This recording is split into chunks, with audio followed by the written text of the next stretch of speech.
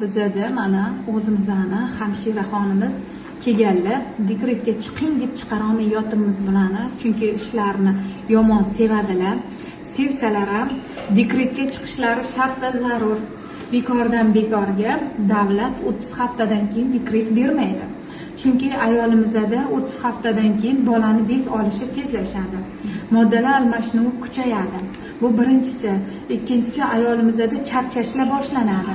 Shunday ekan, o'rtoqlar, qon kamayadi. Kalsiyga, boshqa narsalarga bo'lgan talab kuchayadi va bolamizdan ko'proq dam olishga haqli bo'ladi. Ayolimiz bizada qanaqa? Ertalab ishga yugurib ketamiz, yugurib boramiz, yugurib borgandan keyin stress bilan ish boshlaymiz, boshliqlarimiz keladi deb, yana odamlar bilan muloqotda bo'lasiz, ularni ko'ngliga qaraysiz, uyga boramiz, ish qilamiz.